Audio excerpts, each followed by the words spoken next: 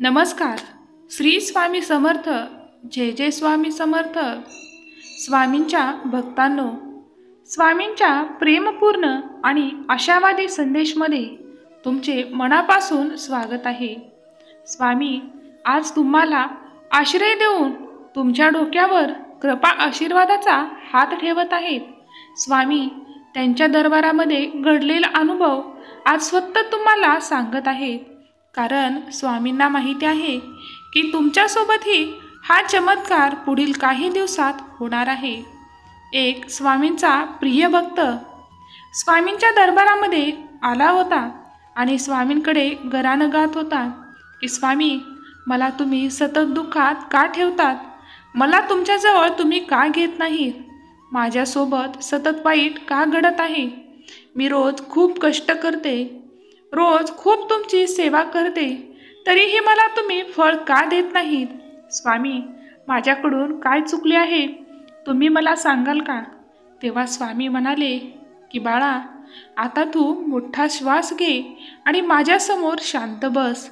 मी तुझ्यासाठी 2 थेंब पाणी देत आहे, ते पिऊन पहा. तुझ्या आत्म्याला आणि तुझ्या मनाला माझ्या स्पर्शाने शांतता होईल. त्या भक्ताने तसेच केले. फक्त स्वामींवर विश्वास ठेवला आणि स्वामींनी दिलेले पाण्याचे फक्त 2 थेंब ग्रहण केले आणि स्वामी नाम आणि त्या पाण्यामध्ये स्वामी नामाचा उतरलेला अंश त्या भक्ताच्या मनामध्ये असणारे निष्कार म्हणजे निरुपयोगी आणि नकारात्मक विचार त्या पाण्याबरोबर दूर गेले. कारण त्या पाण्यामध्ये स्वामींनी तर काहीच मंत्र तंत्र केले नव्हते, फक्त त्या भक्ताला आपल्या स्वाधीन केले. ते म्हणजे फक्त त्यांच्यावर असणारा विश्वास आणि त्या भक्ताची असणारी स्वामींवरची श्रद्धा.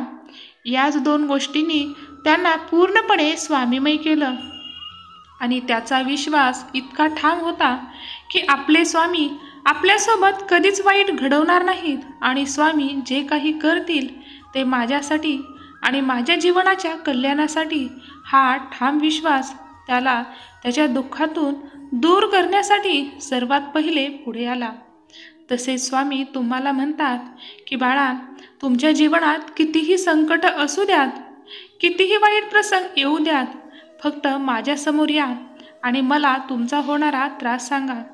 तुमच्या प्रत्येक त्रासाचे उत्तर, प्रत्येक संकटाचा उपाय माझ्याकडे तुम्हाला मिळून जाईल.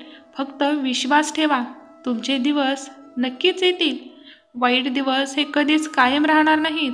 फक्त तुम्ही ठेवत असलेली श्रद्धा आणि स्वामींवरचे प्रेम कधीही संपवू देऊ नका किंवा त्यामध्ये कधीही खंड पडू देऊ नका.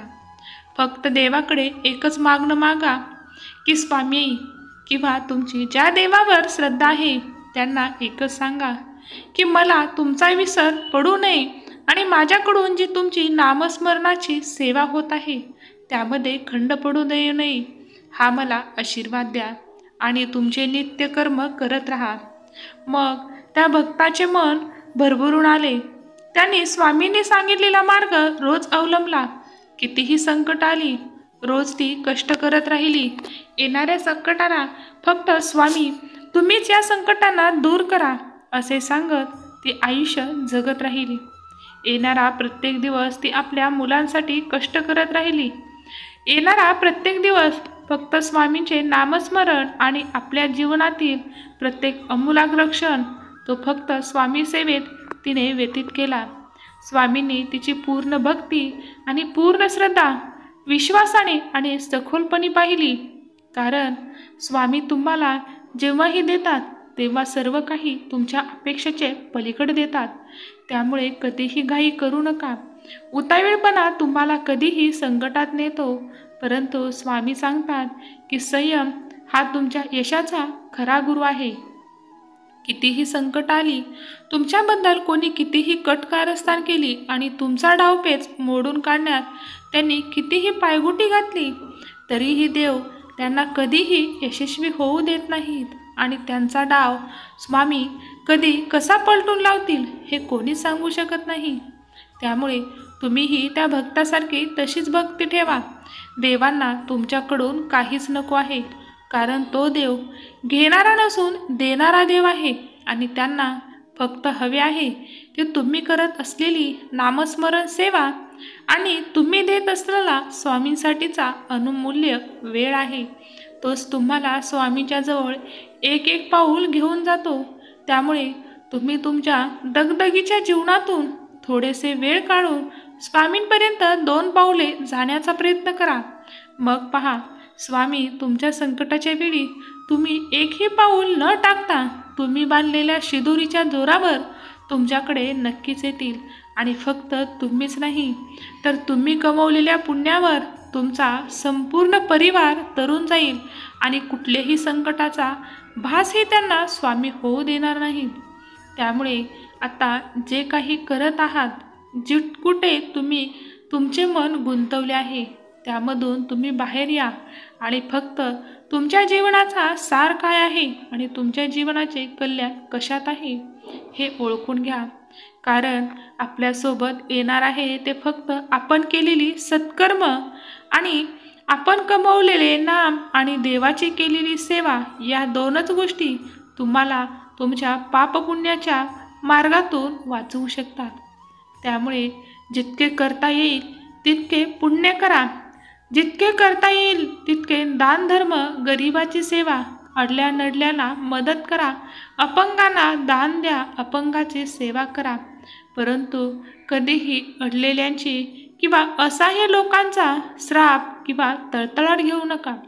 कारण कुठल्याही मनातून दिलेली बद्दिवा कधीही वाया जात नाही आणि कुठल्याही मनातून दिलेला आशीर्वाद, प्रेम तुम्हाला कधीही तारल्याशिवाय राहत नाही. त्यामुळे करत असाल तर पुण्याचे काम करा, परंतु कधीही आपल्यामुळे कोणाच्या डोळ्यात पाणी येणार नाही आणि आपल्यामुळे कोणाचे मन दुखावणार नाही याची काळजी घ्या. तुम्हीही स्वामींपर्यंत जात आहात. फक्त स्वामींनी सांगितलेल्या मार्गाचा अवलंब करत जा. फक्त सेवा करत आहात आणि तुमचे वाईट कर्म तुम्ही चालूच ठेवले तर तुम्ही दिवसरात्र कितीही सेवा करा, कितीही दानधर्म करा, स्वामी तुम्हाला कधीच आश्रय देणार नाहीत आणि तुम्हाला कधी जवळही घेणार नाहीत. मग तुमची स्वामींवर असणारी श्रद्धा अशाच प्रकारे कमी होत जाईल आणि तुम्ही स्वामीपासून दूर जाल. त्यामुळे कधीही वाईटाची संगत करू नका, वाईट गोष्टीचा आधार घेऊ नका. भलेही तुम्हाला यश खूप उशिरा येईल किंवा आले नाही तरी चालेल, परंतु वाईट करून कर्माचा घडा भरू नका. कारण कर्म तुम्हाला कधीच सोडत नाही आणि देवाकडे न्याय हा फक्त तुमचे कर्म पाहून आहे. त्यामुळे कर्माला घाबरा. कधीही व्यक्तीबद्दल कुठल्याही वाईट विचार करू नका, वाईट गोष्टीत गुंतू नका. कोणाचा आश्रय घेता आला तर घ्या, परंतु कोणाचा आश्रय उजळून टाकण्याचा कधीच प्रयत्न करू नका. कारण स्वामींना या गोष्टी कधीच मान्य नाहीत आणि स्वामींपर्यंत जाण्यासाठी तुम्हाला या गोष्टी नेहमीच दूर करतील. त्यामुळे स्वामींचे हे विचार लक्षात घ्या आणि स्वामी सेवेत गुंतून राहा. धन्यवाद. स्वामींचा हा संदेश आणि स्वामींची भेट कशी झाली ते तुम्ही कमेंटमध्ये नक्कीच सांगा. श्री स्वामी समर्थ. जय जय स्वामी समर्थ.